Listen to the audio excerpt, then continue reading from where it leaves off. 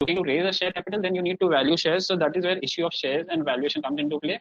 Transfer of shares, so if I am selling my shares to someone else, you need to value that shares. Buyback of shares goes in a similar manner. Fair valuation under Ind AS. Guys, this is one thing which even I came to know subsequently once I became a registered valuer was many companies which are following Ind AS, they need to get a fair valuation report on a quarterly, monthly, or half-yearly basis based on the type of asset which they are valuing. So there were like corporate guarantees, debentures, wherein this valuation comes into play. So even this is a new field which everyone can explore, or kind of an opportunity where the valuation helps out. Insolvency and bankruptcy code is very much famous with everyone, and that's known. So IBC, ESOPs, then transfer of undertaking, business, merger or demerger. So even in those cases, the valuation is required to be done. I hope I'm not too fast. So what I'll be covering under the income, or which sections are covered for valuation of shares under the Income Tax Act. So if you see 911, so that is basically an underlying asset. If it is being transferred, so deemed income, it's getting covered under this. So I have sorry, before that, I have put this into two parts. One is from a transferor's perspective, and other is from a transferee perspective. So from a transferor's perspective, if you see the following sections are covered: 911, which deals with the underlying asset, section 50B, which is slump sale, 50CA, which is transfer of shares, 56.2.7B is issue of shares, 28.6A is basically conversion of inventory into capital asset. So, conversion of capital asset into inventory. Sorry for that.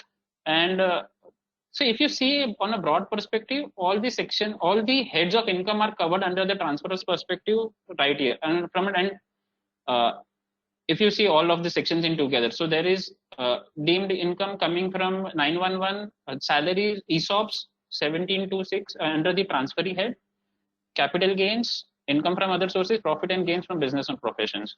And from a transferee perspective, it is 56.2.10. So basically for an inadequate consideration if you are receiving any income. And 17.26, which relates to ESOPs. So now let us see it one by one from a transferor's perspective. So this is an underlying asset, meaning deemed income, which is deemed to accrue or arise in India. So what does 911 say? It says that any income accruing or arising directly or indirectly through or from any business connection or from any property or any asset or source of income or through the transfer of capital asset, then that income will be considered to be deemed to accrue or arise in India. And if that is the case, you need to pay tax on the income which gets arrived. So how do you arrive at the income? So income, as per Rule 11, you see they have given a formula wherein you need to identify what income is attributable to the asset or the share in India, and accordingly you need to pay tax on that income. And that formula, which they call it, is A into B by C. So it is basically income from what is A is income from transfer of share or interest as per Income Tax Act. B is fair market value of assets in India as per Rule 11B. We will see that in subsequent slide. C is similarly FMV is basically fair market value of all assets of the company as per Rule 11UB. So basically you need to proportion the income which comes or accrues or arises in India from the total pool of income which gets transferred at the time of sale of that asset or shares or the property which happens into play. So though I have not dealt much with this section because not many members are related to it, but yes, still it is needed, and there's a report which needs to be filed in Form 3CT. So basically this report gives the whole details of the transaction which has taken place, and this needs to be certified by a chartered accountant. So this is an opportunity for the members to, if there is some kind of transaction happening in this manner, we have this opportunity to add to our scenario. Now let us see what is. Pratik, I'll just supplement. See, fundamentally, this particular section, this particular rule applies in case of a non-resident. Okay, in case if there is a transfer of shares from a resident to non-resident or a non-resident to resident, or particularly from non-resident to non-resident. Like you all know the case of Vodafone. Okay, we are not intending to go into the details of Vodafone case, but what happens is because of some merger somewhere across the globe, okay, one entity is taken over by other entity. Now, typically, that other entity which is being taken over, even that does not hold say, direct interest in the company that is incorporated in India. But let's say there is a company A, company B overseas. There is a company C that is actually holding share. It maybe it's a wholly owned means it's a holding company of a company in India. The Indian company is wholly owned subsidiary or maybe partly owned subsidiary, as the case may be. And one company is taking over another company, and by virtue of that takeover, interest in the Indian assets of this particular company are ultimately getting transferred to the non-resident. Okay, that is where principally this provision will come into play. This is what Pratik bhai, am I right, Pratik bhai? Yes, very much, Mehul bhai. So this is the crux of this matter. So the members who are new in practice and members who are not practicing into international taxation, this is basic introduction to the topic. Why this 9.1 section 9 and this 11 UC is all about. Thank you, Pratik bhai. Go ahead, please. Thank you, Mehul bhai, for the inputs. So let us see what is Rule 11 UB. So basically, what I have done is, for the benefit of members, I have just summarized the whole rule into a single slide. So, say for example, if like Mehul bhai said, if there is a company A and company B in Vodafone, and the underlying asset is in India, and if that asset is a listed shares, then how do you value it? If it is an unlisted, how do you value it? Like that, it has been. So they have given rule wise how you need to sub rules has been given, and the valuation mechanisms have been provided. I have just summarized them so that it's easier for everyone to understand. So say for example, if there is a listed shares in India, listed shares would mean always from a recognized stock exchange. So any shares which are listed outside India are not considered. Anything listed or a recognized stock exchange will always be considered from the Indian perspective, and only if they are listed in India or on a stock exchange in India, and only then this will be considered as or listed shares. So in that case, we have to take the market capitalization and add the liabilities and divide it by number of shares, so to get the value per share of that company. If it is unlisted shares, then it has to be done at fair market value.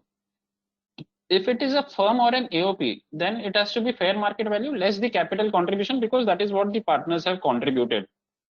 Similarly, if there is anything other than the above, then it is at price it would fetch in the open market. Now, what is price it would fetch in open market is a very debatable point, because like the Kingfisher case, the villa was to be sold at one price, it did not go, then it did not go. So what is fetching in open market is a question, but nonetheless, we'll stick to the fair market value of asset. At price it would fetch in the open market. And if it's a foreign company, then it's the same like market cap upon FMV plus or the market cap or the fair market value of the foreign company and adding the liability. So now when we talk about fair market value for this rule per se or this section per se, it can be done by a merchant banker or an accountant. And accountant here means a practicing chartered accountant. I guess we always had a notion that the definition of accountant has been removed from the income tax rule 11U, and that is where there was a lot of things happening. But I see, but while preparing this presentation, I could see there is a lot of opportunities for us at which you will also agree in subsequent slides, wherein we have to keep on, we get some of the other tasks to do from this perspective as well. So fair market value is to be determined here. Interesting part, fair market value can be determined under any method which is internationally accepted method. So which is similar to something provided in PEMA, where you need to use the internationally accepted method. So this method is allowed for Rule 11 UB only right now. And it can be done by a CA as well. So practicing chartered accountants can also sign these reports. So that is one thing which I would like to highlight, and maybe we can have, probably we can start looking at clients also wherein if something of this thing happens.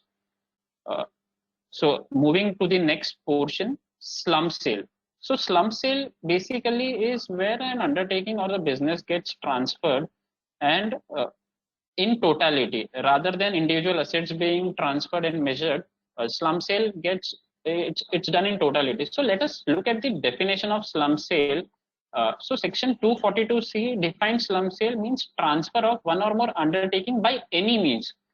So I have there is a reason to highlight by any means, because earlier it was undertaking by sale consideration for a lump sum consideration. So only if you sold the undertaking, only then the slump sale was considered to be taxable, and the provisions of 50C or the 50B would have come into play. But now they have changed the wordings to undertaking by any means, which would mean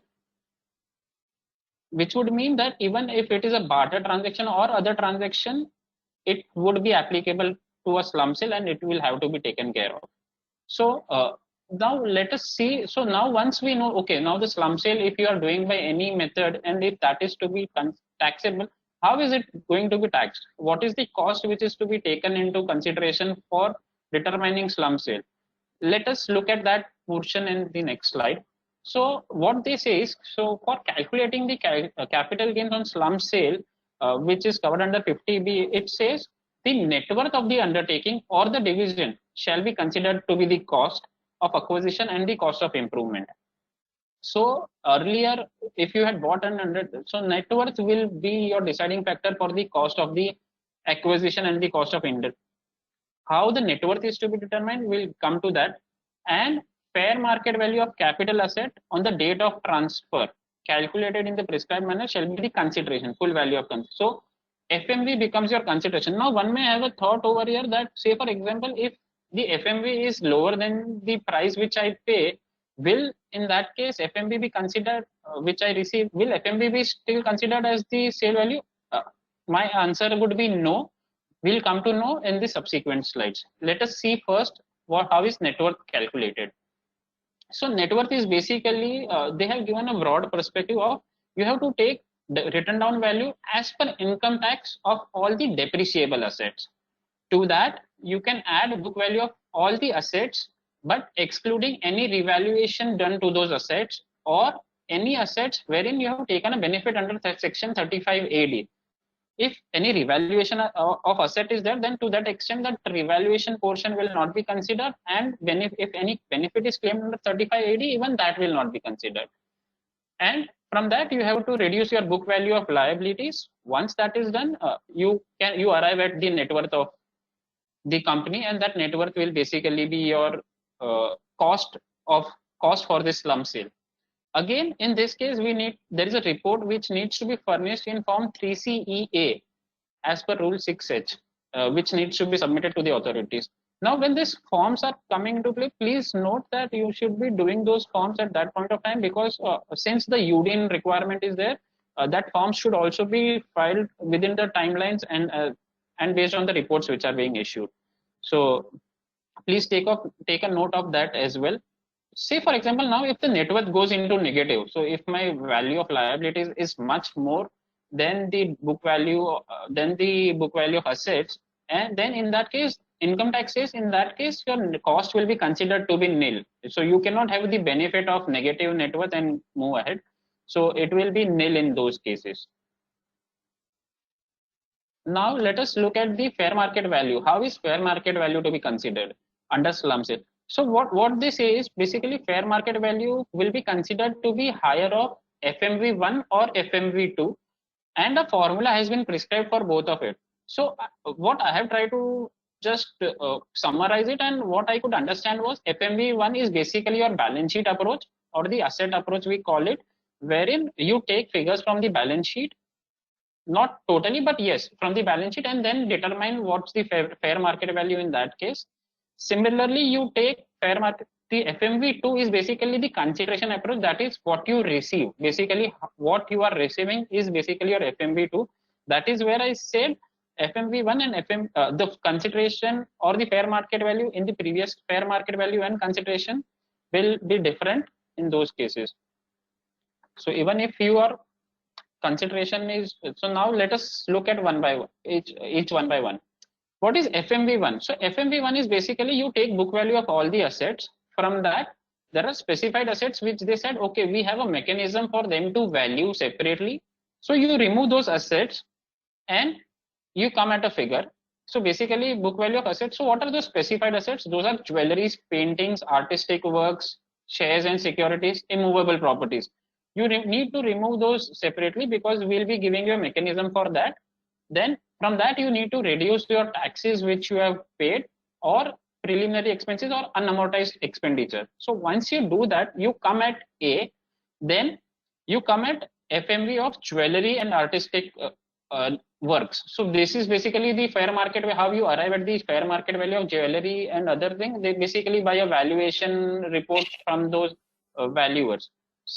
Then that is your B part. Coming to C, C is basically your fair market value of shares and securities. How do you do this? So fair market value is to be construed as per 11 UA. So one will come to that subsequently, how you value a fair market value of shares and securities as well. D portion is your stamp duty value for an immovable property is to be considered as the fair market value. And you add this 4, you get the total assets. From that, you remove the liabilities. So what is liabilities in this case? So liabilities will be book value of all the liabilities, excluding equity share capital, equity, so share capital, dividend and preference equity shares, dividend on reserves and surplus, provision for tax in excess of tax payable under book profits. Mind you, it says tax payable under book profits. So MAT liability also needs to be computed in this case, and then you can arrive at the liabilities. And unascertained or contingent liabilities, if accounted in the books, even those needs to be removed from the liabilities. So I have taken a small example just for the benefit of members to understand what this says, because this is I'm just talking and I guess numbers would help in understanding in a better fashion. So say for example, there is a company XYZ which has assets of a property worth 500, shares unquoted 200, shares quoted 300, cash in bank 100, trade receivables 250, TDS or advance tax is 100, unamortized expenses 50. And on the liability front, it has share capital of 1000, reserves and surplus of 200, trade payable 100, income tax provision 200. So I have also, just for the benefit, simplicity purposes, I have added the fair market value of property is 1500, FMV of unquoted shares is 1000, and FMV of quoted shares is 500, and tax as per book profit comes to around 100 rupees. So with this, now let us see what happens next, and let us calculate one by one each of the assets. So say for example, now we take the book value of all the assets, like I said, so that is 1500. From that, we need to reduce those specified assets. So basically 500 will get reduced, shares 200, quoted, unquoted 300, and TDS or advance tax gets reduced, and unamortized expenditure. So by that, we come to a net asset of around 350 rupees. Then there is no jewelry or artistic work which is done. So that will be considered as nil.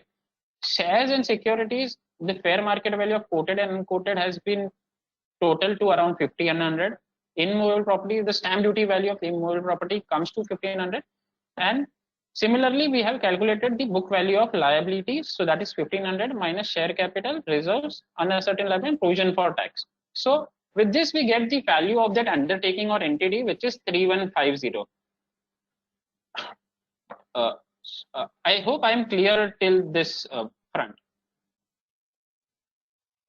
Now, let us see at FMV2. So what is the other formula which they have given wherein we need to compare with? So this is basically, like I said, as a consideration approach, which says you need to add E, F, G, and H to your value FMVs to get the FMV of that person. So what is E is basically the consideration which you receive, which is nothing but cash and bank balance which you get. So that is the cash, hard cash, or the bank money which you are getting for the deal which is done. Say for example, now you say, okay, I don't want to give everything in cash or bank, but let us have a swap ratio done. So like I will be issuing shares to your company in this case, and accordingly, if there are shares issued, sorry, then the FMV of those shares needs to be considered into picture. So basically, F is basically those assets which are covered under 11 UA1, basically shares and securities, paintings, jewelry are covered under F portion. So if anything which is valued under 11 UA1, that will be covered over here. And then you add those assets which are neither covered under UA1 or is not an immovable property. So for let's say an example, okay, I'll give you a Lamborghini with this deal, and instead of cash, I'll give you a Lamborghini. So then that value of that Lamborghini is to be arrived and taken into consideration. And the last part is the land and building part.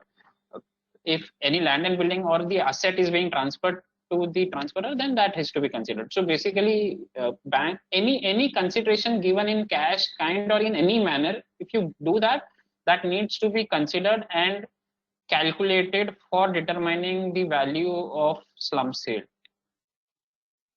So based on this, say for example, the consideration received comes to around 1,000 assets. So now in I say, okay, I give you 1,000 in cash or bank, then I give you swap ratio of shares. So wherein I give you 1,000 worth of shares, property other than 11 USA, for example, the car which I said of around 500, and immovable property comes to 1,500.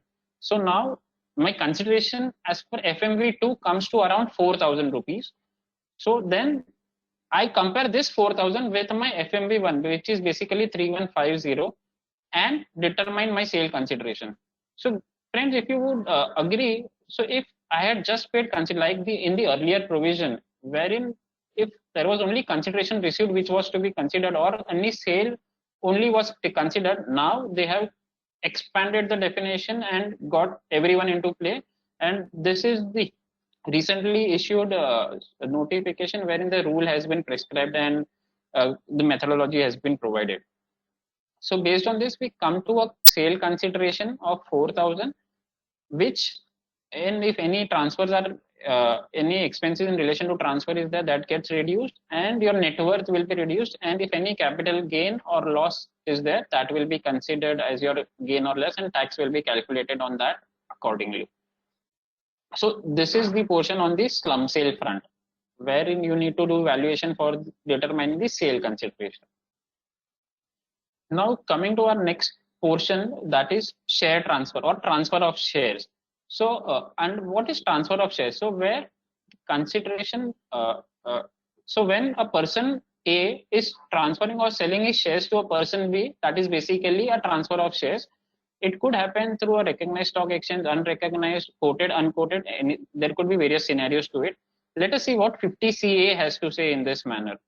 So where the consideration received or accruing as a result of transfer by an asset of being shares of a company. So mind you, this talks only about shares of a company other than a quoted share. So only if it is unquoted share, it will be considered. And if the value is less than the fair market value of such shares determined in such manner, the value so determined shall be deemed to be the full value of consideration. So say for example, I sell shares at 90 rupees, whereas the fair market value is 100, then 100 is to be considered as the sale consideration and capital gain is to be calculated accordingly. So this does not apply to section orders passed under 242. So basically those are the NCLT orders which are passed, and if it is based on the NCLT order, then this provision does not come into play. So with this, let me ask you some question. Let me just pose it out, whether 50 CA would be applicable in below cases if it is a public company. To my mind, yes, because it just says other than quoted shares, so public company gets comes into play. If those are listed on New York Stock Exchange, like I said earlier, only quoted shares are basically on the recognized stock exchange, and stock exchange has to be in India. So even listed shares on a exchange outside India will be considered as unquoted and is to be treated accordingly. So even this will be coming into play. 50 CA would be applicable in this case. Rights issue, no, because this is not a transfer of shares but issue of shares. So rights issue should not be coming. Securities such as convertible debentures, no, because these are not shares but securities. And what gets transferred here is only shares of a company. Be it equity or preference, both comes into play in this case. Sorry. So I have just put down 3 scenarios to identify, just to simplify provisions of 50 CA. So say for example, the fair market value is 1000 in all the cases, and sale consideration varies. So if it is 1500, 1000 and 800, then in that case 1500 will be considered in scenario 1. 1000 and FMV are matching, so there is no question in that. And in scenario 3, if sale consideration is 800, that is below the fair market value, then 1000 will be considered to be the fair market value for consideration of transfer of shares. Mind you, here, so in the scenario 3, if the consideration is lower than the sale, if there is a sale consideration is lower, the differential 200 will also be taxed in the hands of the buyer under 56 to 10.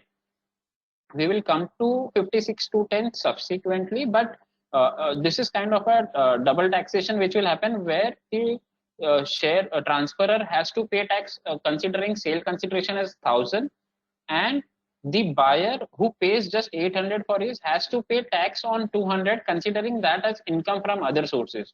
So this is the case where there will be a double taxation happening and coming into play. So now let us come to our next topic, which is issue of shares. So issue of shares. So issue of shares is mainly covered under 56 to 7B.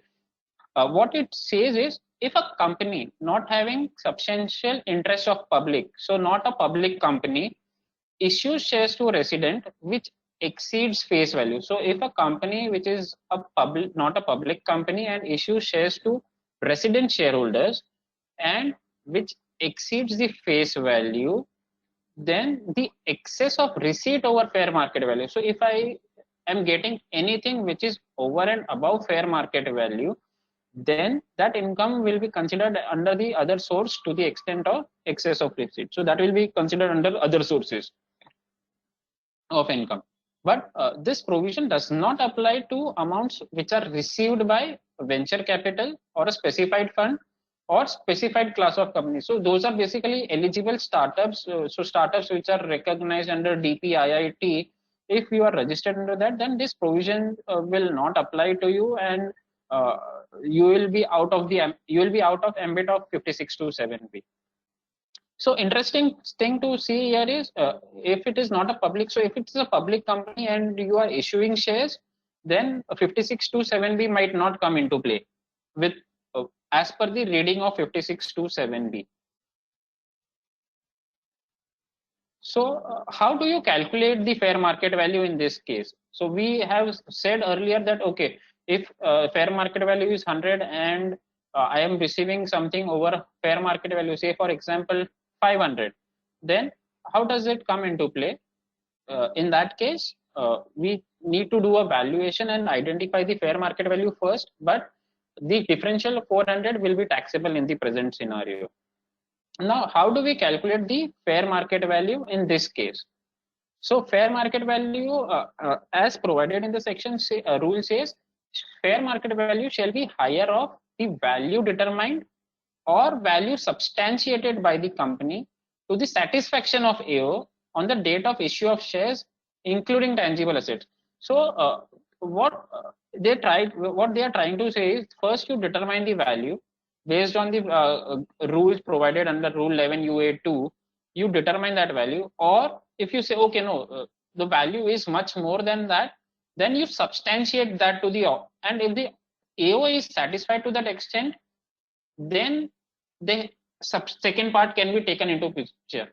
I think the value substantiated is a very vague term to use, and that too to the satisfaction of AO. I do not know how this is going to be taken into consideration or how this is going to be dealt with, but time will tell. So probably, say for example, you get a report from the merchant banker and a value which has been determined is, say for example 100, but now you want to do it at 500. The deal is happening at 500. How do you substantiate that? Probably then, if there are any intangible assets to your rescue, maybe you can say, okay, we have patent for this, and then add on various other parameters to it, and if you can substantiate, then it is well and good. Otherwise, I do not know what would be the meaning of value substantiated by the company, how it can be substantiated. So, but be it as it may be, so we have to deal with it. And probably right now what we can look forward is on the determination part. Substantiation, let us see if anything can be done. Mehul bhai, would you like to add something on this front? Pratik bhai lost connection in between again. So are we on 11 UA now, or how is it? Like for around 3-4 we minutes are I on was issue of not. shares. We are on issue of shares. So some slump sale is over, right? Yeah, first slide is over. So we Yeah. are basically on value determined or value substantiated by company to the satisfaction of AO. Yeah. So basically, what Pratik bhai, I'm sorry for this disconnection again and again, but could not help it. But I'll just, in case Pratik bhai, if I'm not on the topic, please correct me, because I did not hear the last 5 or 7 minutes of yours. Okay, but what I understand is we are on rule 11 UA right now, and see there are typical issues with regard to this rule. Number one, let's say that I am the two things. In case if I want to issue, this is with respect to transfer of shares between two shareholders. Okay, then we'll come to the issue of shares subsequently, which is called by 5727 5627B. Okay, but now we are on 56.210, whereby you are supposed to get your Maybe we are on 56.7B right now. Sir, 27B only. Okay, Yeah. okay. Oh, sir, that's what I was trying to understand. So 56 No, to 10 is still pending, right? Yeah. 10 is still pending. So let me just take it forward in that case. Okay. Yeah, understood that. So now 56 to 7B fundamentally, as Pratik bhai said, is basically you either value your shares based on your book value, okay, or you go for merchant base. See, I'll narrate one issue here. 56 to 7B and read with 11 UA. What it says, either you go by book value concept. Book value concept in the sense, let's say you have a property in your balance sheet, immovable property I'm talking about. Have you, if you already covered this, Pratik, please correct me. No. I'll be covering now. That will be covered now. Fine. Then you please go ahead. Fine. Okay. Then I think you better take it. All right. Thank you. Okay.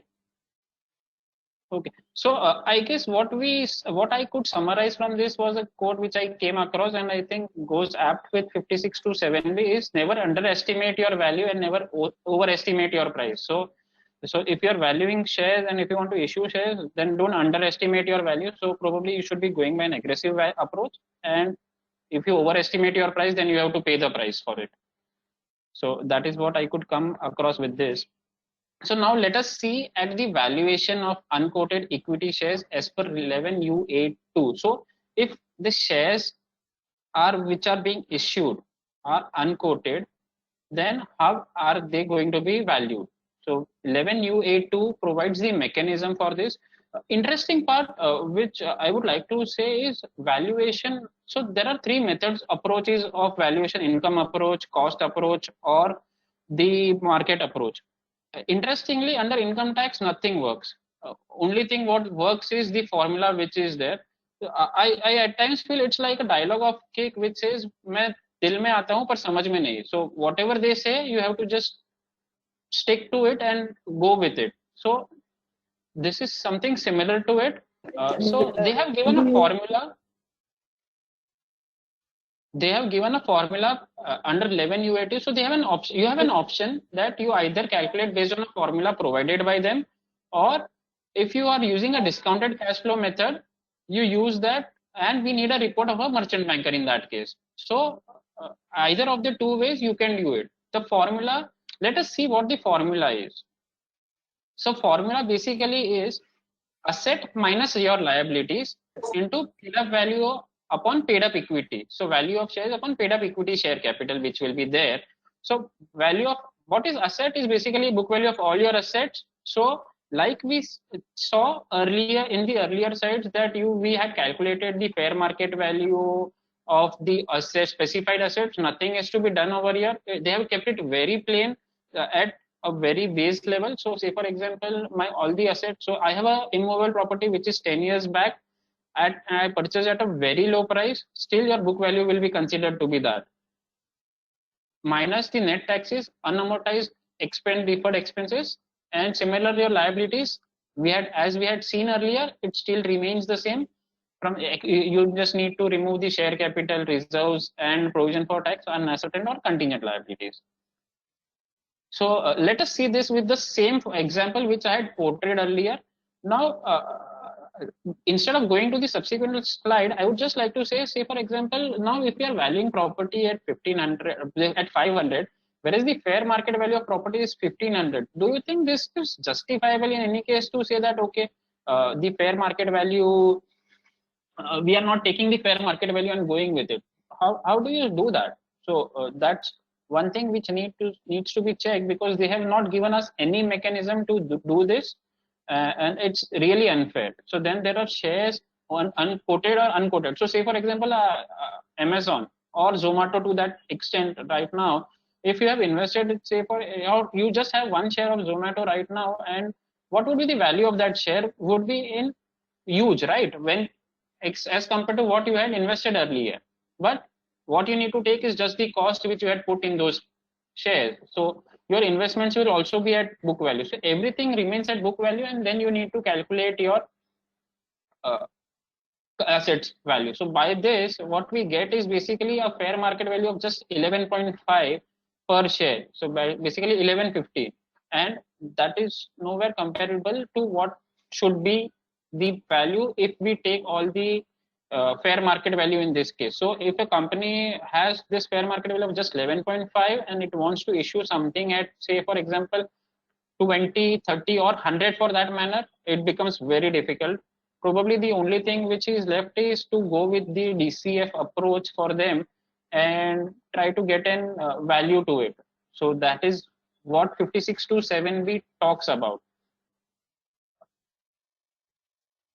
And this is mainly related to issue of equity shares. So this 11U82 which I talked about right now, it specifically says equity shares. So only for equity shares you can use 11U82.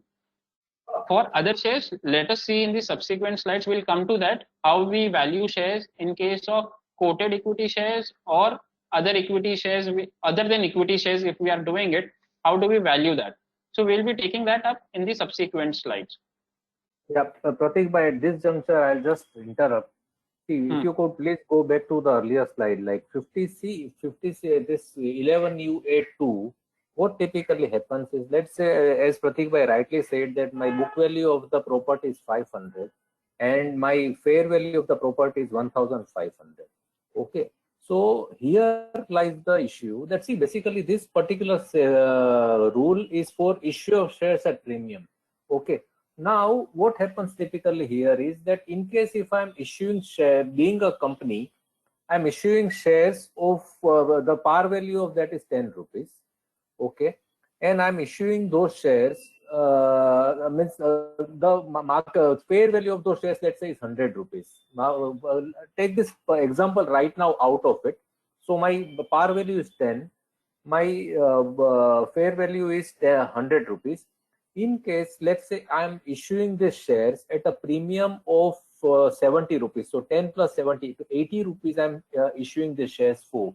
Okay. Then typically 20 rupees that I've given a kind of discount to the shareholders, prospective shareholders, becomes income in the hands of shareholders under section 56(2)(10). Why?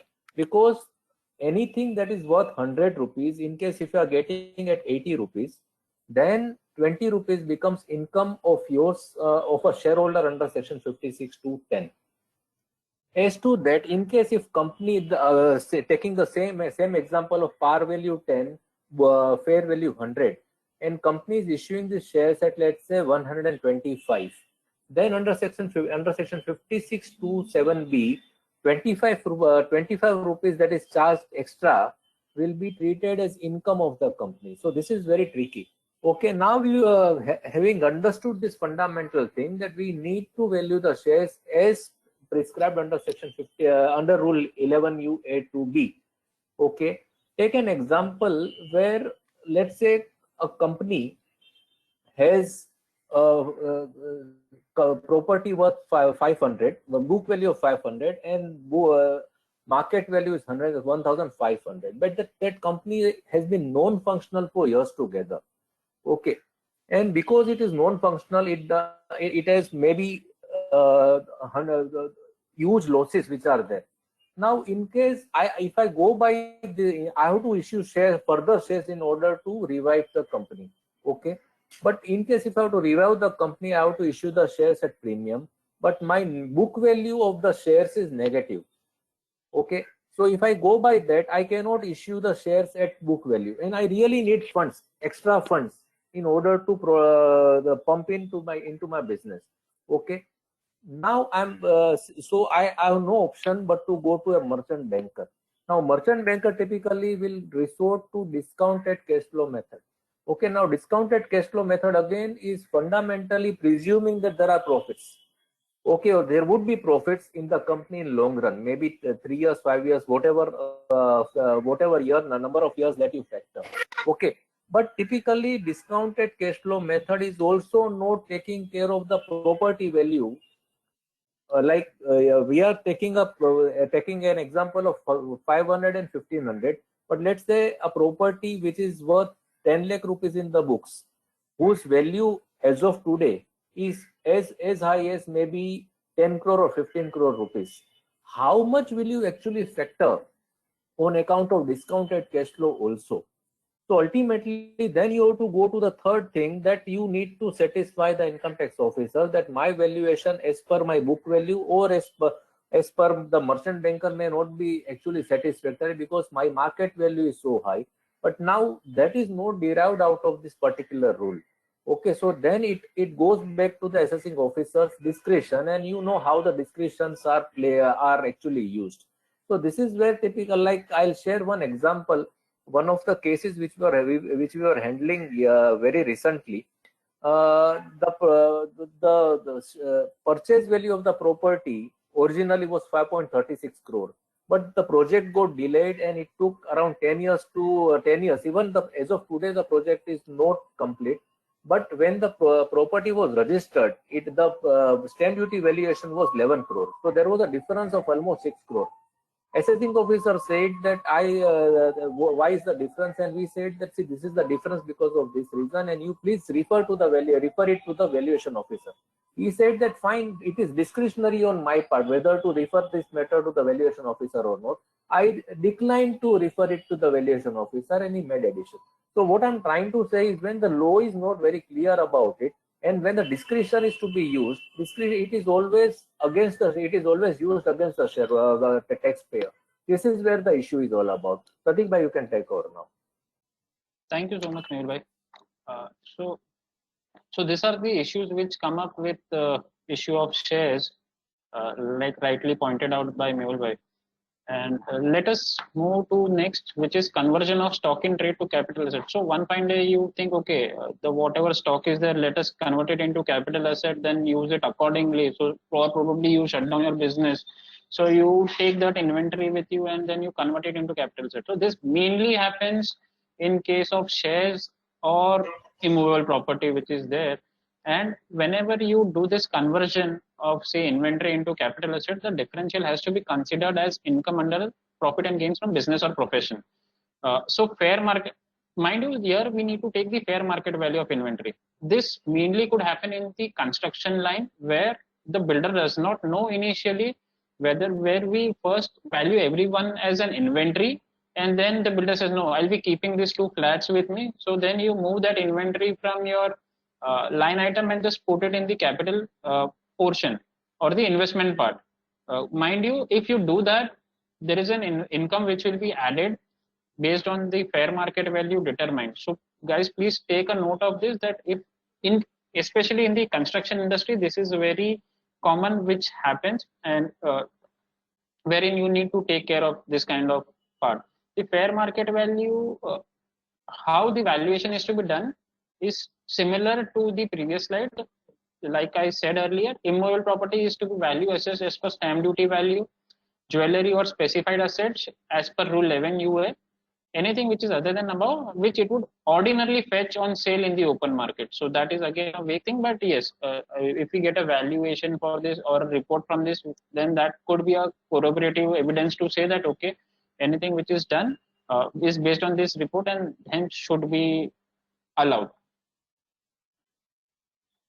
So now we have seen the scenarios from a transferor perspective, wherein we saw the underlying asset and transfer of shares, slump sale, and issue of shares which happened, wherein when the asset was being transferred by them, so that is where the transferor perspective was hit. Now we see from a transferee perspective, so basically a buyer, from a buyer's perspective, which is nothing. So that is basically transfer of property. This property does not mean an immovable property. It could be shares, securities, or any other asset as well. So what does it say? So it says where any person receives from any person any sum of money without consideration or greater than, or the inadequate consideration is greater than 50,000, or any immovable property or any property other than immovable property whose FMV exceeds 50,000 rupees, then the provisions of 56(2)(10) will apply. However, it does not apply in case of relatives transfer to relative, marriage, will, death, or amalgamation or merger. So not transfer under 47(1) and other are basically those merger, demergers, and partition of HUF. So, and in case of private trust for benefit of relative of individual. So 56(2)(10) does not apply in the below cases. Other than that, yes. So if I am getting any asset for an inadequate consideration, then 56(2)(10) would be applicable. So, so how do you value in that case? So if now let us say 56(2)(10) gets applicable, then how do you value it? So Rule 11 UA, I guess everyone is waiting for this part of it, where Rule 11 UA, and we generally come across the same section, that is Rule 11 UA. So it's the first part, it talks about jewelry, painting, and the third part is shares and securities. So Rule 11 UA is basically for any asset other than immovable property. So if you are transferring, if you are getting any asset which is other than immovable property, then valuation is to be done as per 11 UA for that part. And 11 UA2 UA2 is basically of issue of shares, which we have dealt earlier. For unquoted equity shares, we use 11 UA2. So let us see 11 UA1 right now. So first part in UA1 is basically what I have taken is, if a share are listed on a recognized stock exchange and you have done a transaction, then that transaction value will be considered to be your fair market value for determining. So if you have sold any shares on BSE or NSE, that transaction value will be considered to be your fair market value. If any transaction is done off market, then lowest price to be considered on that day as the fair market value. If there was no trading which has happened on that day, then immediately preceding date when the trading has happened will be considered to be your fair market value in this case. So this is basically your quoted equity shares which are sold on the stock exchanges.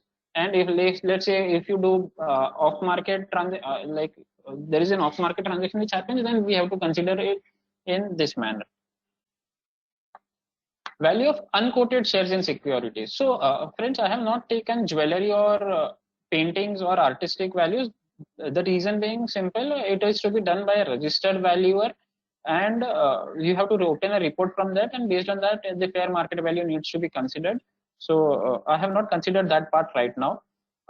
So now let us come to the B part, which is valuation of unquoted shares in securities. Pratik bhai, sorry to interrupt here. I'll just missed one point, like quoted shares you spoke about. Okay, now take a case where the shares otherwise are quoted, but either they are the scrip is suspended or delisted, as the case may be. At times, the scrip is actually suspended for some reasons. Okay. And suspension takes more than maybe 2-3 months, 4 months also. And such shares are transferred. There is no guidance available because they are otherwise quoted. Okay, correct. They are not delisted typically. Okay, but now how does one value such? Because they are not being traded on the market.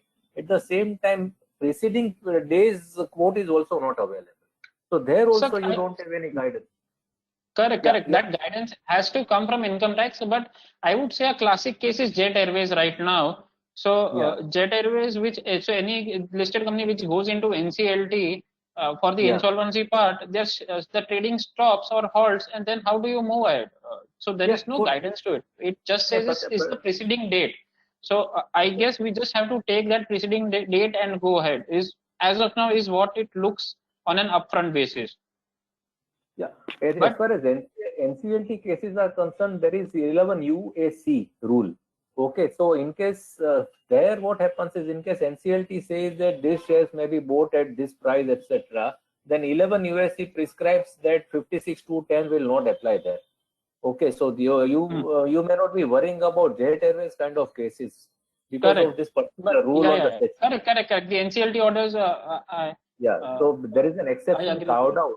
But Hmm. otherwise, what happens is this kind of delisting or suspension, suspended scripts, you don't have any actual guidance available from the book.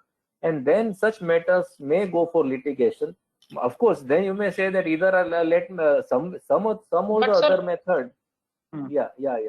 So what happens So what typically? to my mind, what happens is if your script is suspended or delisted from the company, then you will Yeah, not fall into this category, but you will fall into unquoted shares and securities to that in that case. yeah, So yeah. once you move from once you The are problem. delisted or Yeah, please go ahead.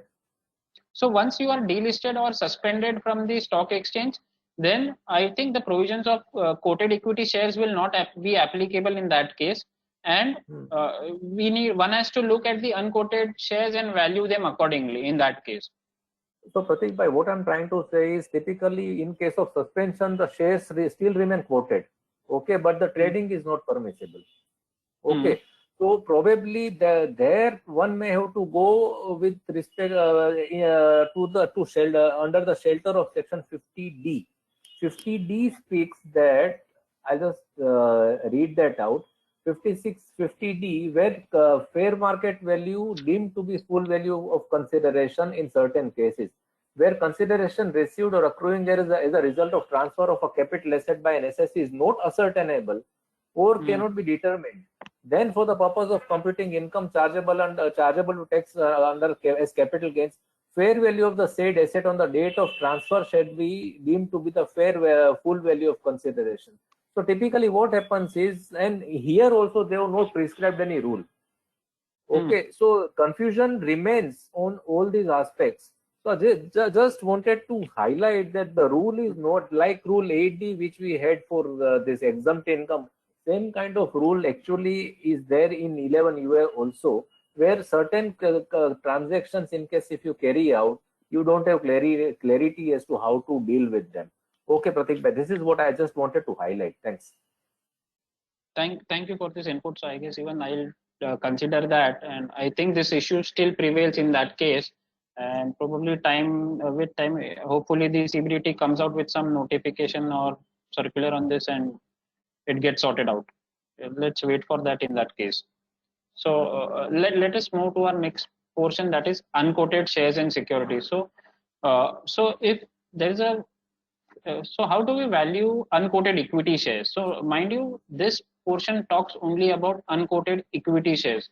So it has to be valued based on the asset minus liability approach, which we did earlier under the slump sale part, and you multiply by PV upon P to get it. So this is basically the same part. You take the book value of all the assets and reduce the jewelry, painting, shares and securities in immovable property, and then you take the fair market value of those assets, similarly shares, and then get a value to it. You multiply it by the paid up value of equity shares and paid up equity share capital as per balance sheet to get the fair market value.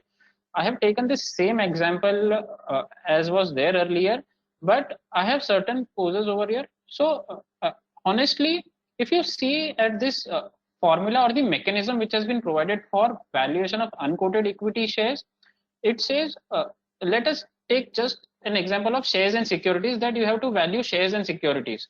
Now, say for example, there is a company which has unquoted equity shares with them and you have to value them. Say for example, you are just a single shareholder or you are buyer of one share, or you are a transferor, so only one share is getting transferred at this point of time. Do you think the company will be giving you all these details, or there is some private closely held company and there is a dispute wherein they want to transfer the shares to someone who is ready to buy the shares, but will that company really give all the details to the buyer? To my mind, no. So say for example, I have a company share of one which has been delisted. A very apt example. So say for example, there is a company Sagil Glass which got delisted from the stock exchange. So now it is an unquoted share. Those shares are lying with me. That company has numerous immovable properties. It has investments in shares and securities, and now I want to transfer those shares. So when I am doing this, how will the company give me these details while selling? Will do you think really the company will even entertain me or tell me like, okay, I have or give me those immobile property documents to me, like the Sadbara or other parts, and then wherein we are able to really calculate it. It looks very easier on this example front. Okay, the FMB is this and this, but the nitty-gritties behind this are quite huge. There are a lot of ifs and buts to this case, like the earlier example which was given of Sagil Glass. If there is a property which is there, how do I determine the fair market value? And for a small stake, do you really think it is a worth to do that? I am taking an example wherein the differential could be exceeding 50,000, but for that differential to exceed also I need to understand the FMV, and obviously this is going to exceed. So how do you come to that place? I do not know how this is going to be taken care of or how people are going to do with this, but it's going to be tough times identifying this kind of stuff. So I'm sorry for interference again and again, Pratik bhai, but typically it's a case like department has made these two rules for 56 to 7B and 56 to 10 separately. Okay, so when a company wants to issue shares, they want that the company should get the least premium. I'm talking about a company which is a closely held company and unquoted shares. Okay, so the company will not be able to charge more premium. That is the endeavor here.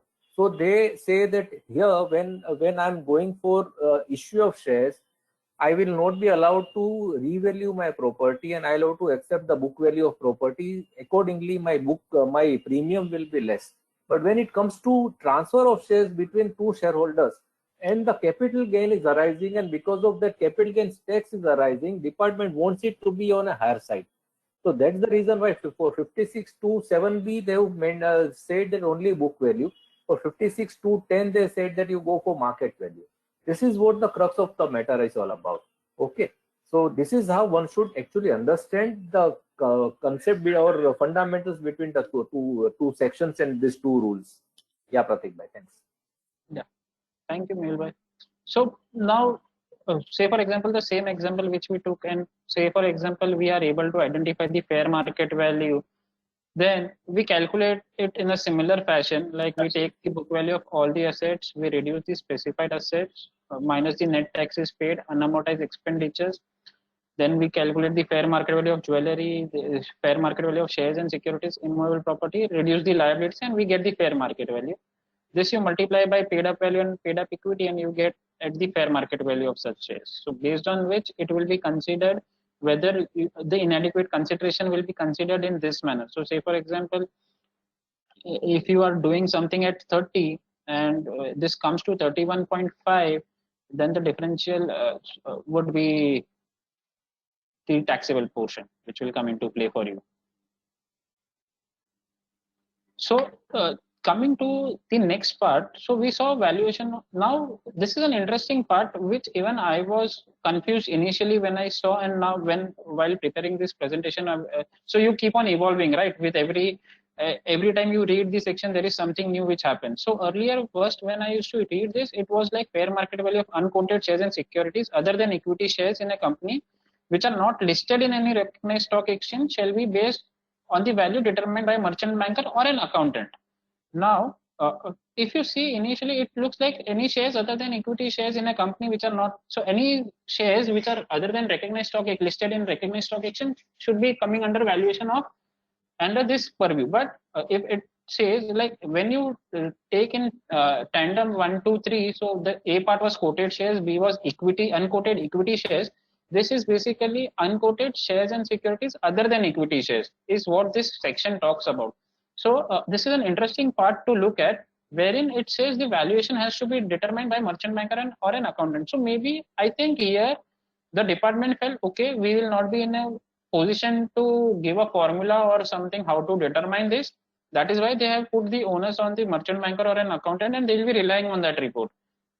Interestingly, the accountant definition has not been deleted from this sub rule, but the definition accountant word has not been deleted, but the definition has been deleted in rule 11U.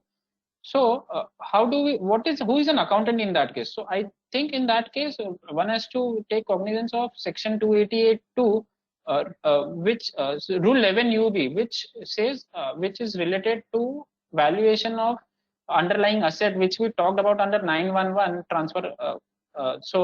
And which gives reference to section 288(2), and which is nothing but a chartered accountant. So again, we have this benefit of doing a valuation in this kind of scenario. So say for example, a typical scenario wherein we do not want to go, or if I'm not able to use this example, or I'm not able to get this fair market value for such kind of thing, and I can, maybe if the CCPS can be done in this case, or say for example convertible preference shares or any such kind of shares or securities can be issued, then a merchant banker or an accountant can issue a report in this case, and you can probably get these reports done from them as well. So this is where one thing, or a CA gets an additional opportunity to work into.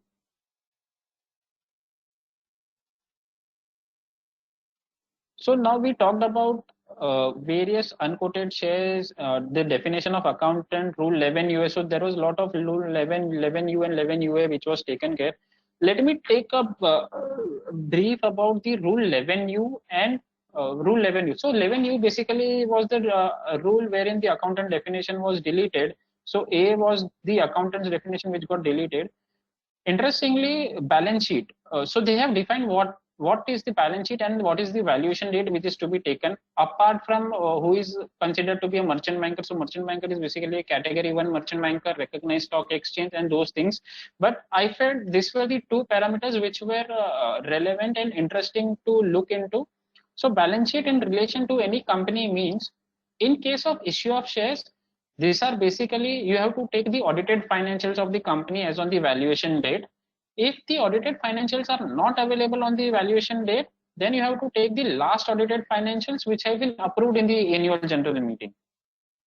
So this means if you are doing valuation, say for as on today, or say for on 30th June, and you don't have the audited financials, then you have to consider audited financials as on 31st March 21. Even if that is not there, then it will be 31st March 20, which are approved in the AGM. So in that case, that will be considered to be the case. In other cases, your financials needs to be audited as on that date, on the valuation date, which means, say for example, there's a startup which is raising funds for a, and there are multiple shares happening, or there are, so in a, when the share transfer takes place in case of startup, there are certain equity shares which are even the promoter transfer. So some money goes to the promoters also, and sometimes the whole money comes in the company also. So in those cases, as on that date, the financial needs to be audited. So this is one additional area which one needs to take care of, or advise the clients that get their accounts audited during that period, just to avoid the litigation subsequently if the officer does not accept those financials which are unaudited. So this is one additional thing which one needs to look at. Valuation date is even more interesting because it says it's how it has been defined is, means the date on which the property or consideration, as the case may be, is received by the assessee. Now, do you think, so what comes first? Valuation date would come first, like you receive the property first, or you value the property first? As per income tax, it has to be the date on which the valuation, the property or the consideration is received, which means first you need to do the transaction and then you need to have the valuation done. Is it so? Ideally, that is not the right scenario, right? Sorry. So this is something which honestly I'm not able to digest, but this is how they have put it and worded, and this balance sheet and valuation date is applicable almost in all the cases which we took right now, right? Because everything is circling balance sheet and the valuation date. So in both these cases, it becomes a very difficult scenario. Wilbhai, would you like to add something here? Yeah. Just to supplement what you beautifully explained, even I realized this right now when you actually spoke. Okay, so basically what it says is valuation date is the date on which you receive consideration. Now you take a case where you actually enter into a deal. Let's say on 15th of June.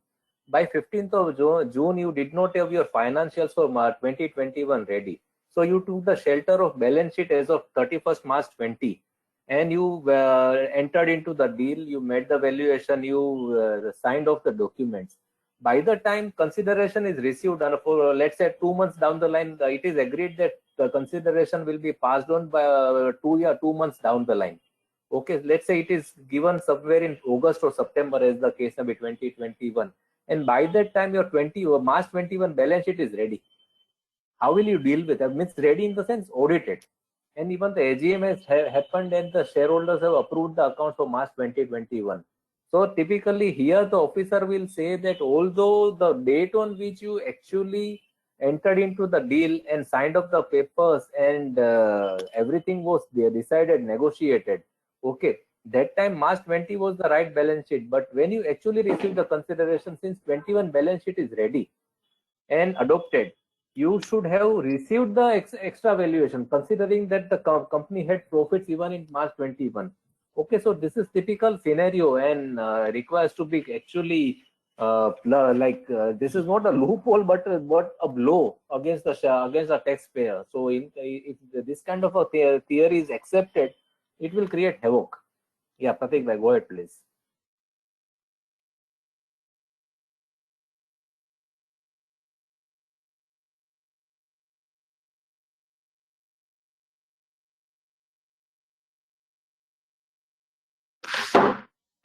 Pratik bhai, are you there? Hello.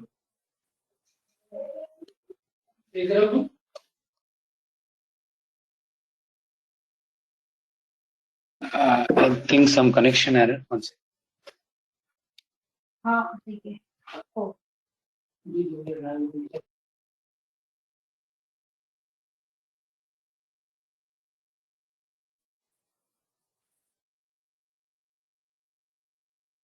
Yeah, Pratik, are you there? Hello. Yeah, you can continue.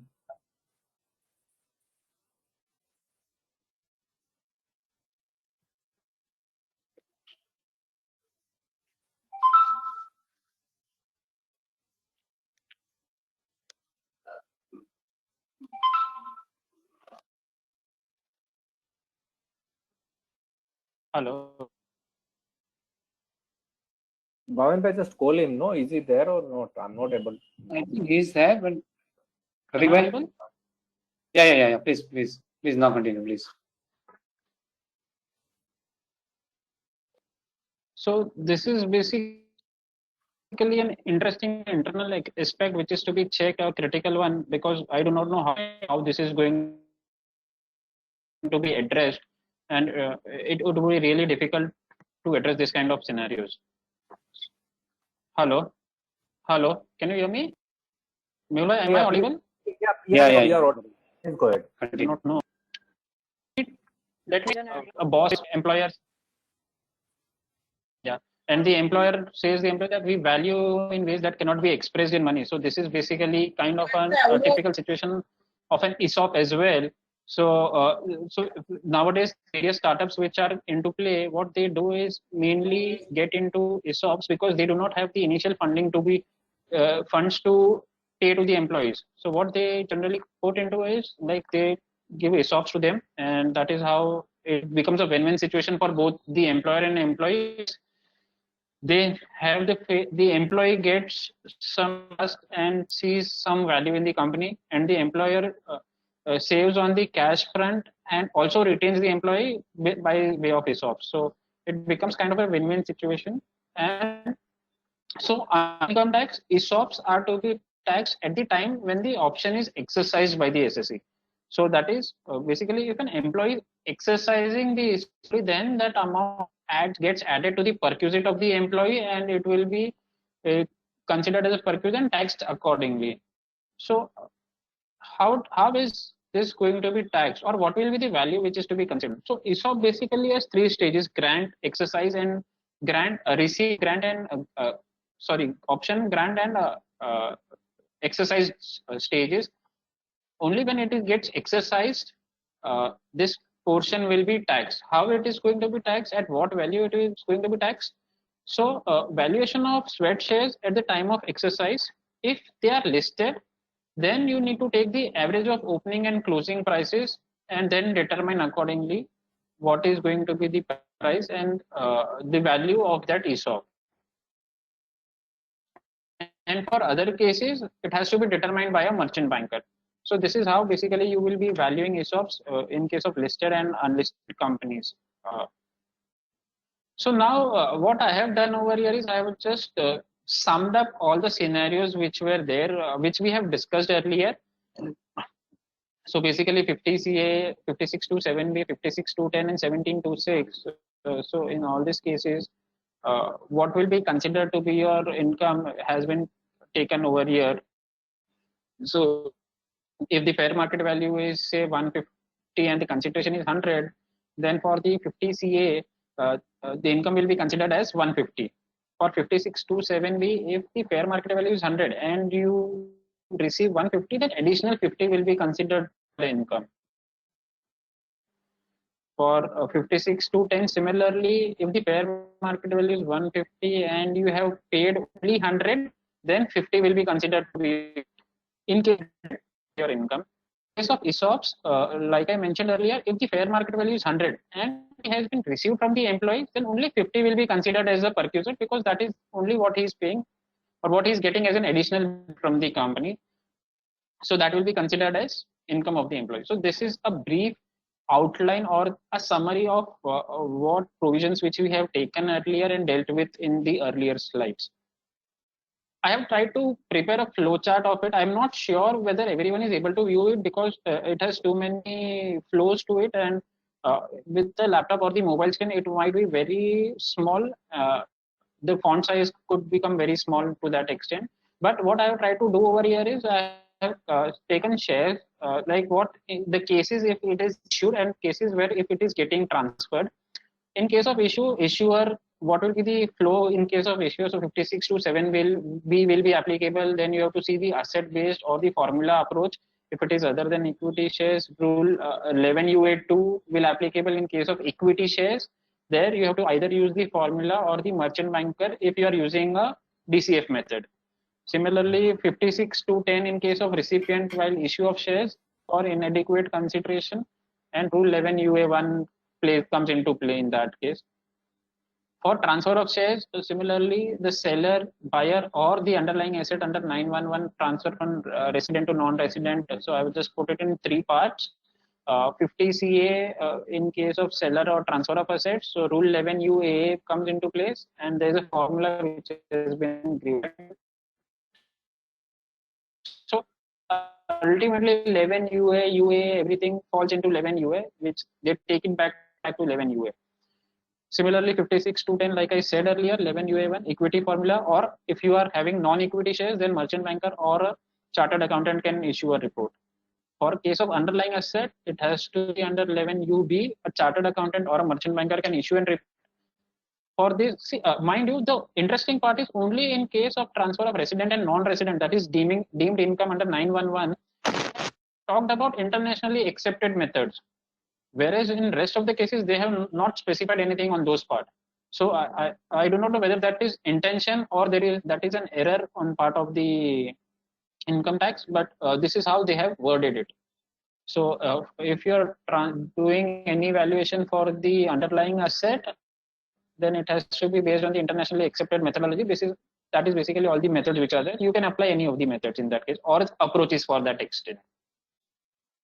Who can sign the valuation report? So we talked, or I said that there were various places where CA can sign, CA can non-sign. So I've just tried to put them into this tabular format, and I see that except in case of ESOPs or DCF method, where in issue of shares are happening, probably for formula based and the rest cases, you can CA can also sign the report, which otherwise everyone had a perception that CA cannot sign the report under Income Tax Act.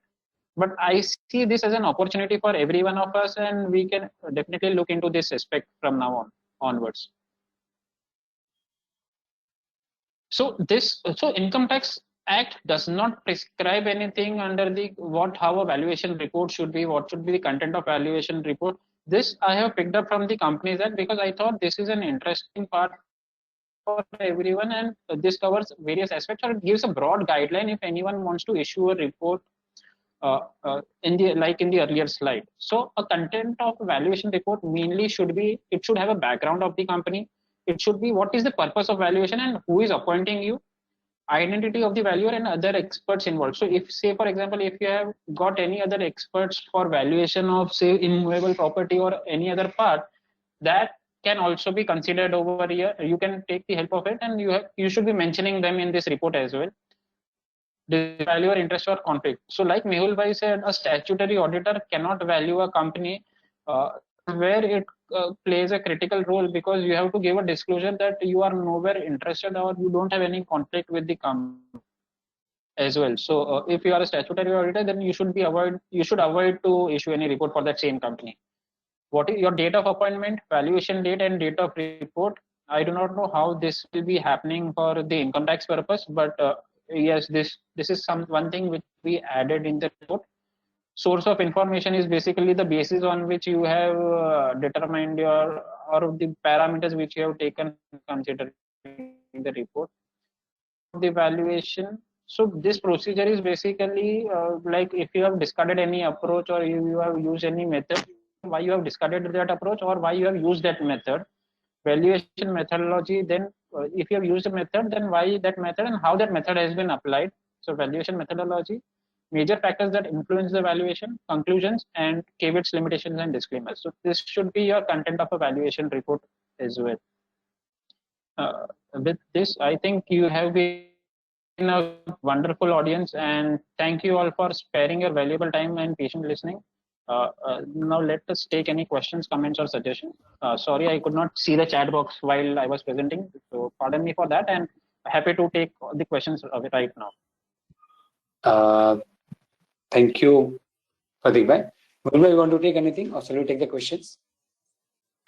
No, only one remark. The maiden speech of Pratik Bhai, it was fantastic. Pratik Bhai, I must congratulate you on record that the way you presented. Thank you, Mehul Bhai. It was your efforts. Yeah. No, it was all your efforts, and I really compliment you. And I also compliment the efforts of conveners for giving opportunity to the new members. So I am really thankful to conveners too. Okay, well, question answers, please. Yeah, yes, sir. Pratik, should I read the questions? Yeah, Pratik. Pratik Bhai? Yeah. Bhavan Bhai, yes. Yeah. Bhavan Bhai, you please read. Yeah, please. Whether statutory auditor or internal auditor can issue the form required in 11 UA? No, I would not suggest. Like I said, if there is a conflict of interest or in those cases, it debars the statutory auditors from issuing reports. So I wouldn't suggest that to be coming from a statutory or an internal auditor. Typically, see, I was just going through, Pratik Bhai, just to supplement. I was going through the disqualification under 144. Like it is said that this kind of activity, the issue valuation of shares, is a management consultancy service. Okay, but I could not, even I spoke to Mamta about it. I said, where is it actually written that a statutory auditor is debarred from issuing report for this? We could not at least get this kind of, I've read it somewhere that yes, statutory auditors are debarred from issuing reports. So I know it is there in place, but where it is, I could not find. Even Mamta could not find. But be it as may be, as far as I would say that, let's say in case of if a company is issuing shares at a premium, where we are talking about 5627B. Okay, read with 11UA2. Okay, there I would say that if this part has already come in, which is not visible at the moment yet, an statutory auditor may refrain from issuing report for issuing shares by a company. Okay, But let's say if it is a case where two shareholders are transferring the shares internally, okay, it's unquoted shares. To my mind, there I don't see any issue with respect to my independence as an auditor of the company. Why? Because I'm not benefiting the company, or I'm not even making any loss to the company. These are two separate shareholders, and they internally transfer the shares. Okay, so to my mind, there it could be a case that a chartered accountant certificate under Rule 11 UF could be accepted, but I'm not really sure about it. So at the moment, I would go with a safe view that please don't issue any report under 11 US in case if you are a statutory auditor. Okay, sir. Noted your point. Second question. Question is how to value the old artifacts, carpets, etc. for cost price for long-term capital gain, which are nearly 100 years old and sold in auction. Means he's So saying those that are some basically items valuers. Yeah. Continue, Yeah, Nilbhai, please. sorry. No, I was repeating the question. That is asking that if some items are of more Okay. than 100 years old, how to value that? So I guess there are valuers or separate valuers who do valuation for artifacts, carpets, etc. Like I said, jewelry, paintings. So paintings is also a similar kind of which happens where there are valuers or auctioneers who value them first. So before even it goes to the valuation, which is there based on which they decide the base price or etc. Whatever takes place. Though I'm not aware about the procedures, but yes, there are valuers for this kind of things as well. So there are buyers for or there are valuers who do valuation for this kind of things, and maybe one has to resort to them to identify the value. Yeah, so even Section 247 of the Companies Act prescribes certain valuers. Like in case if you are a valuer from some institute or as the there is a list of valuers. Okay, so this kind of things can be valued. Like now come to this 56 to 10 rule, the rule 11 you to with respect to transfer of shares between shareholders. You have to go, you have to actually, the market value of an immovable property has to be determined with reference to stamp duty valuation. Okay. Now, we as chartered accountants may not be actually competent enough to derive the stamp duty valuation from the ready reckoner.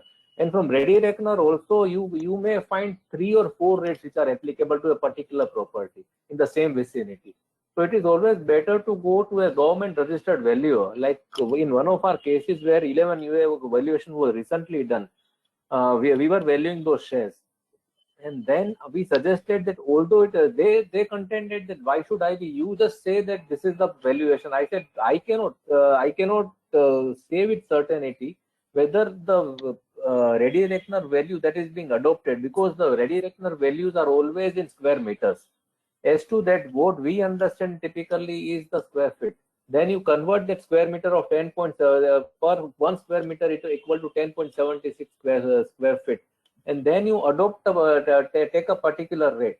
So we rather suggested that let us go to a valuation, the government valuation over the approved government value. Okay, and he'll be able to, and the price that he charged was peanuts, I'll tell you. Okay, let me not go into the details. I don't want to advertise that guy. But what I'm trying to say is that rather than actually going into all this headache, for property valuation, one may go to government approved valuer. The same way is in kind of this artifacts and paintings, etc. There are valuers for sure who would value this particular property, and then you adopt that value, annex that report to the valuation report. And that's the end of it. You've taken care of entire thing. Now, in case if the assessing officer feels that this is not a right valuation, let him challenge. Okay. Next, please. Yes, sir. Can valuation under Section 11 UA2 be carried out based on unaudited books in case if the valuation is required to be done before the balance sheet date? To my mind, no. I guess let me just No, it cannot be done. Pratik Bhai made it very clear. Yeah, Pratik Bhai. It cannot be done.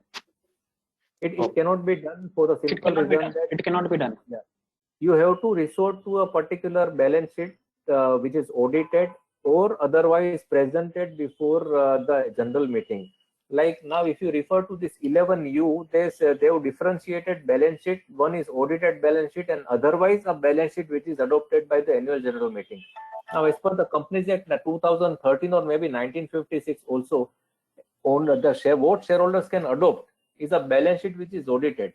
There is no concept of unaudited balance sheet being adopted by the shareholders. So there is no way you have to have, like, let's say in June 2021 you are valuing shares, but March 21 balance sheet is not ready, then you'll have to go to March 20 balance sheet and do it.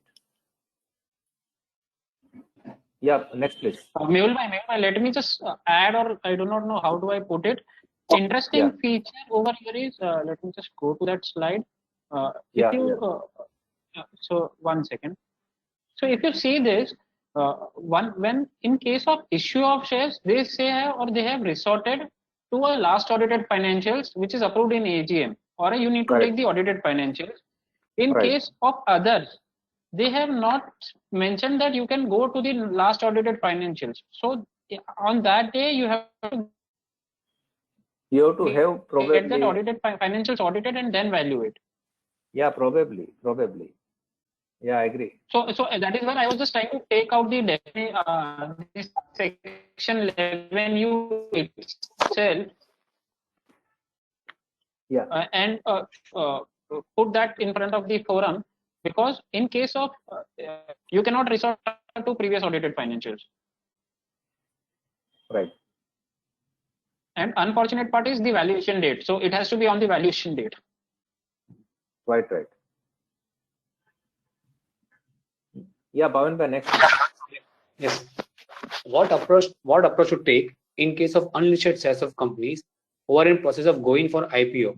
For example, Zomato, Paytm, etc., where huge trading takes place in demat form before IPO. Is it possible to calculate FMV of their assets? I think you've taken this point. Yes. Yeah, discounted cash flow. That is the only method available. Okay. Pratik bhai, want to add anything? Hello? Pratik bhai, are you there? Hello? Yeah, Pratik bhai. Yes, Bhavan bhai. I think that has been taken earlier. Okay. Yeah. What about the FMV of quoted shares suspended like Lakshmi Vilas Bank, Devang Housing, etc.? We took that, right? And I gave an example of Sejal Glass, which got delisted. So we want to follow the same mechanism in this case as well. Fine. Okay. I'll take another question. Yeah, man. I'll take another question.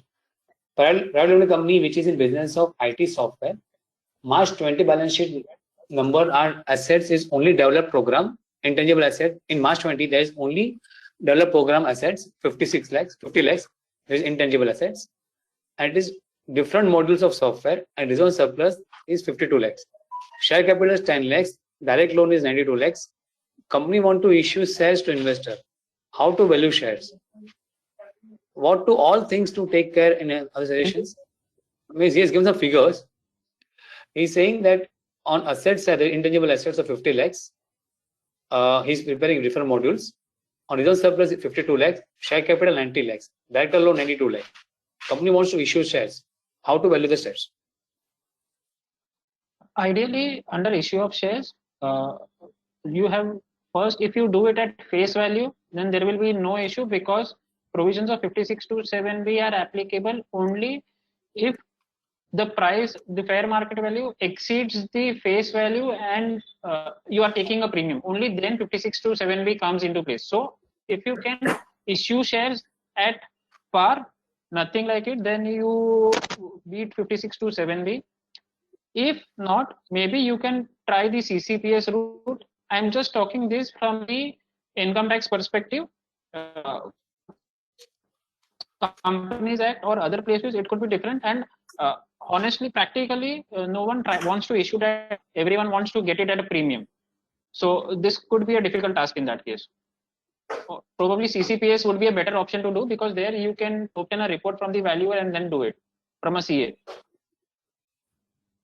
No, Pratik bhai, Mehul only bhai, would one. you like to add? Yeah. Only thing that needs to be taken care of here is that fair valuation has to be done with reference to even issue of shares also. Why? Let's say we issue shares at 10 rupees, the par value. Okay.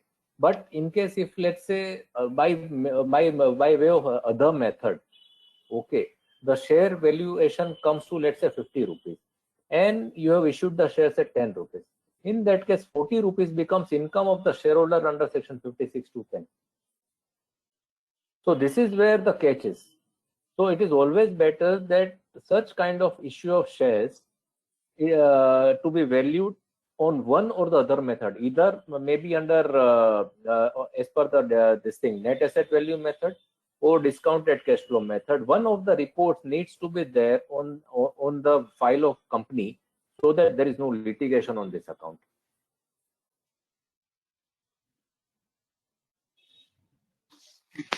True. And I think the crux in this valuation as per income tax mainly is that you have to issue it at fair market value to avoid Exactly. this side or that side. So it Yeah. has So to be because precisely on that value. in the example given by Jayesh Bhai, since paid up capital, there is reserves and surplus of 52 lakhs the above share capital of 10 rupees, say 10 lakh rupees. Okay.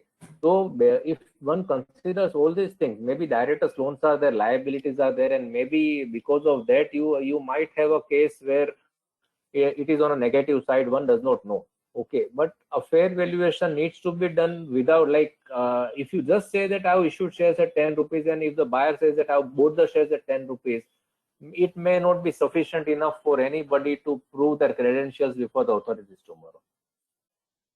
So it's always better that any shares that you, in case if it is a new company, newly incorporated company, there you have a case to say that 10 rupees ka shares 10 rupees mein de diya, end of it, no worries about it.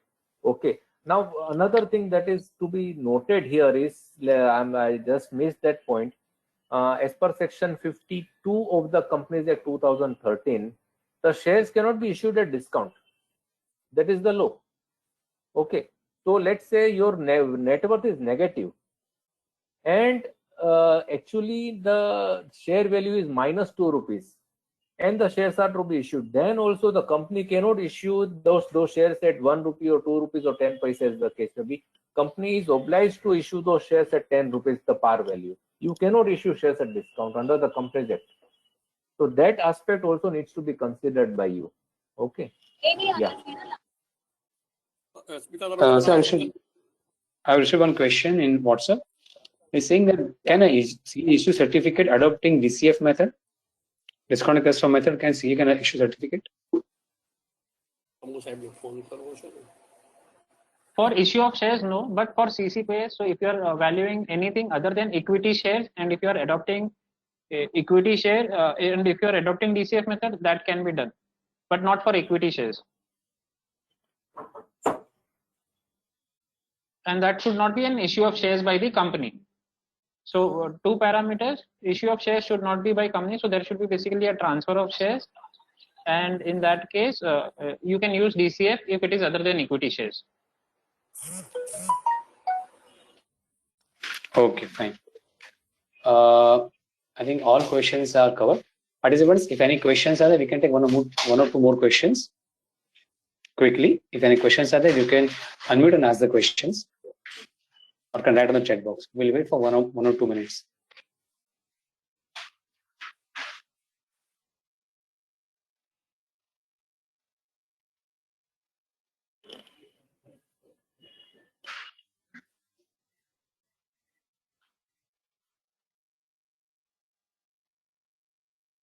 Okay, Bhavan bhai, I think we may conclude. I think yeah. I think all questions are covered. Before giving a vote of thanks, announcement.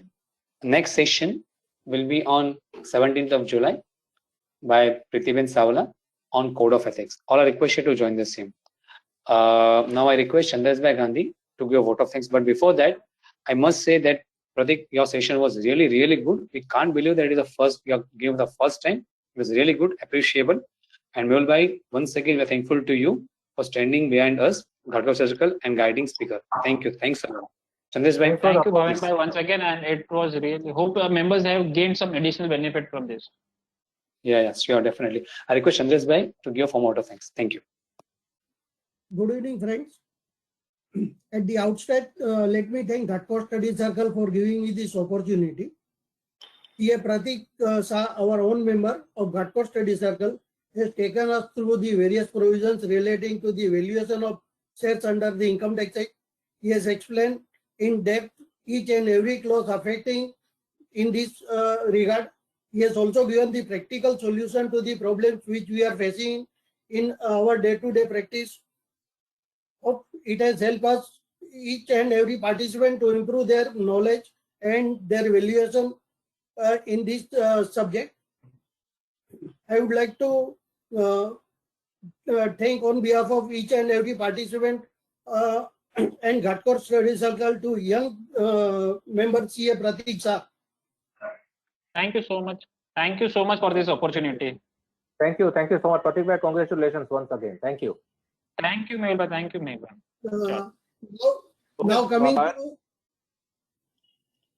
bhai. Now coming to the vote of thanks to today's chairman, CA Mehul Shah.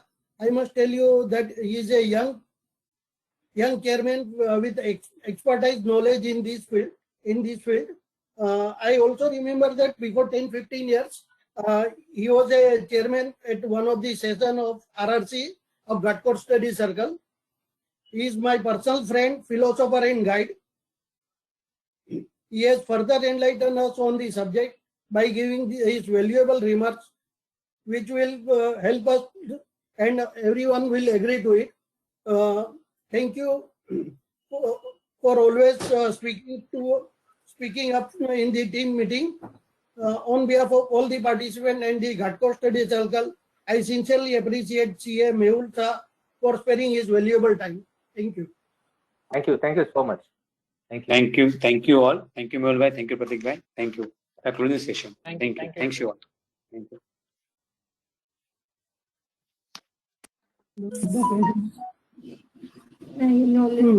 एक